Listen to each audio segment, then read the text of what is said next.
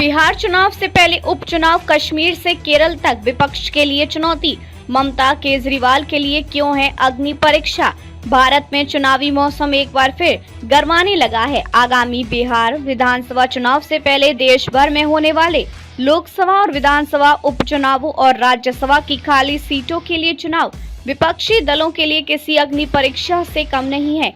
खासकर India block में शामिल दलों के सामने ये अवसर नहीं बल्कि एक बड़ी चुनौती बनकर सामने आ रही है, क्योंकि इनमें से अधिकांश सीटों पर उन्हीं का कब्जा है। मगर अब उनके किले दरकने लगे हैं और बीजेपी का लगातार अपने प्रभाव का विस्तार करती जा रही है।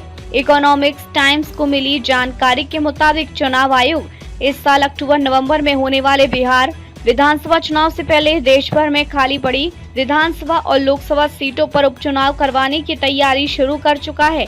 ये उपचुनाव जम्मू और कश्मीर से लेकर केरल, तमिलनाडु, गुजरात, पंजाब और पश्चिम बंगाल तक में होने वाले हैं। पश्चिम बंगाल में तृणमूल कांग्रेस के लिए ये उपचुनाव किसी लिटमस टेस्ट से कम नहीं है। कालीगंज विधानसभा सीट पर होने वाला उपचुनाव टीएमसी के लिए इसलिए खास है क्योंकि यहाँ से पार्टी के वरिष्ठ नेता नसरुद्दीन अहमद जीते थे, जिनके निधन के बाद सीट खाली हुई है।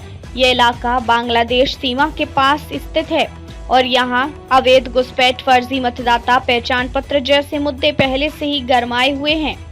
इसके साथ ही वक्फ कानून को लेकर राज्य में जो हिंसा फैली है उसने ममता बनर्जी की सरकार की छवि को नुकसान पहुंचाया है। ऐसे में उपचुनाव जनता की मूड का संकेत दे देंगे कि 2026 के विधानसभा चुनाव में ममता दीदी की जमीन कितनी मजबूत रह पाएगी। आम आदमी पार्टी के लिए लुधियाना वेस्ट का उपचुनाव बहुत अहम है। आपकी स्थिति दिल्ली में बीजेपी निरंतर हमलों से कमजोर हुई है। दिल्ली की सत्ता उसके हाथों से जा चुकी है।